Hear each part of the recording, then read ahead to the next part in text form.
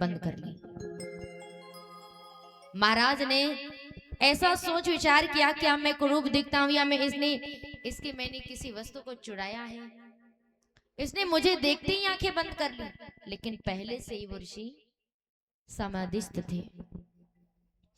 क्रोध में आकर के, आवेश में आकर राजा परीक्षित, जो दयावान नीतवान राजा हैं परीक्षित, उन्होंने कभी किसी पर क्रोध नहीं किया, कभी किसी पर कुछ नहीं किया। लेकिन आज कलयुग के कारण एक ऋषि का अपमान करने जा रहे हैं।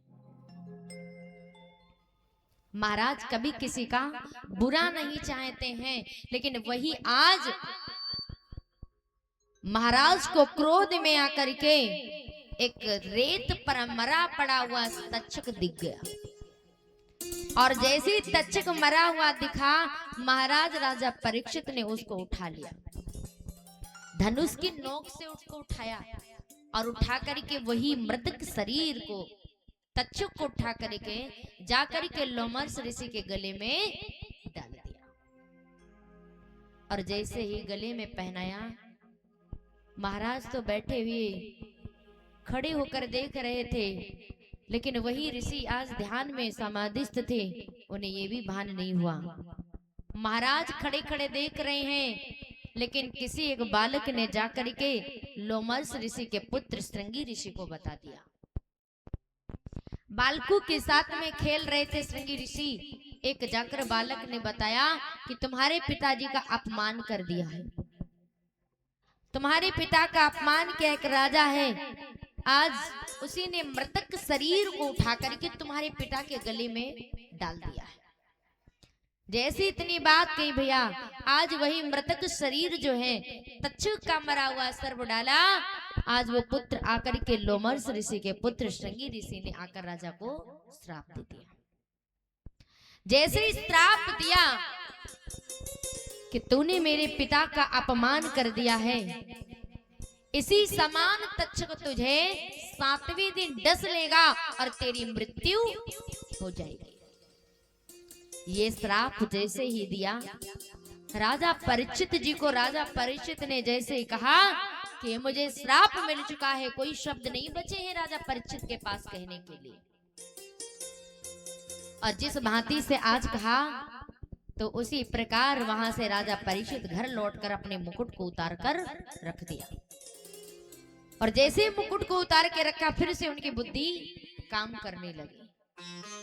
महाराज को लगा कि मैंने बहुत बुरा काम किया है एक ऋषि के साथ, ऐसा नहीं करना था मुझे, लेकिन बहुत गलत किया मैंने, एक ऋषि का अपमान कर दिया।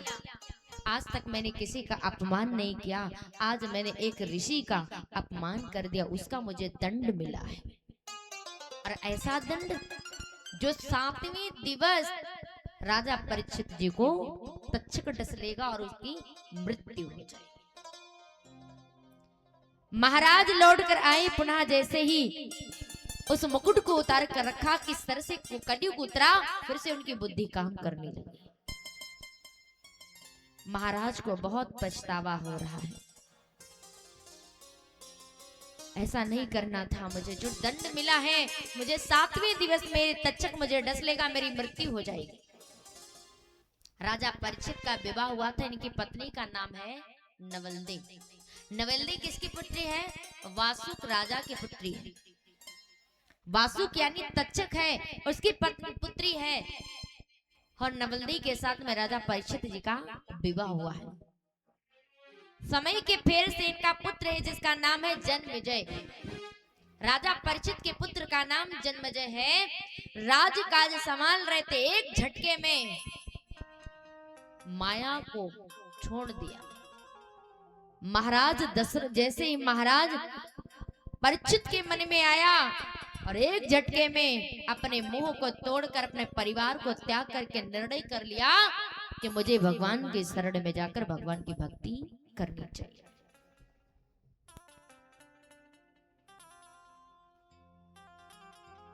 जैसी आज प्यारे,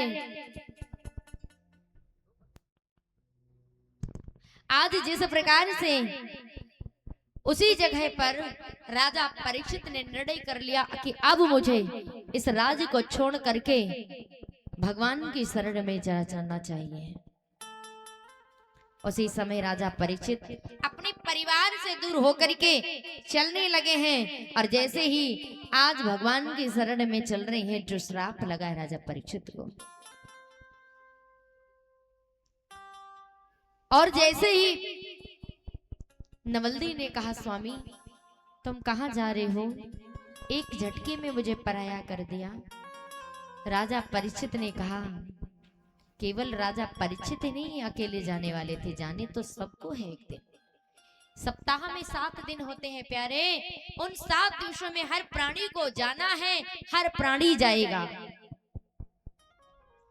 जो राजा परीक्षित जी को श्राप लगा है, आज अपने पुत्र को छोड़ करके, अपने परिवार को छोड़ करके भगवान की शरण में चले जाते हैं। जो हमने किए हैं कर्म, उसको निभाना पड़ेगा, क्योंकि कर्म के अनुसार ही भगवान मुझे उस योनि में डालता है। उस योनि में डाल करके जो मेरा कर्म होता है, कर्म ही प्रधान होता है।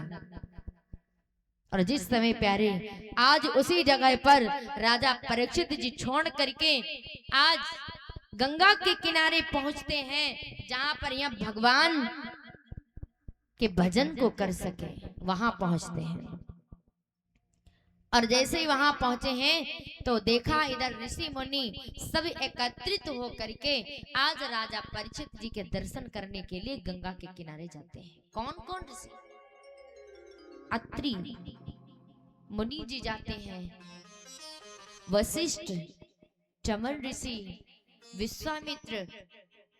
आज वशिष्ठ, विश्वामित्र, अगस्त, नारद, वेदम व्यास जी सब जाते हैं आज राजा परीक्षित को मिलने के लिए, क्योंकि राजा परीक्षित को जो श्राप लगा है उनको मिलने के लिए संत महात्मा सब पधारते हैं। और राजा परीक्षित को गंगा के किनारे देखा, सब ऋषि वहां पधारे हुए थे। आज सबने ऋषि मुनि जो थे उनको सबको प्रणाम राजा परीक्षित करते हैं। और जैसे ही राजा परीक्षित दंडवत प्रणाम करने लगे, सब ऋषियों से एक ही प्रश्न राजा परीक्षित करते हैं, कौन सा? कहने लगे, हे संत महात्मा, ये बताइए मुझको कि मरने वाले व्यक्ति को करना क्या चाहिए? क्या कोई केवल परीक्षित ही मरने वाले थे? मरना तो सबको है, एक दिन सबको मरना है। अरे भैया, मरना है तो काहे का अभिमान करें? धन का अभिमान कर रहे हम? अरे भगवान ऐसी मुसीबत डाल देता है, वो धन भी मेरा काम नहीं आता है।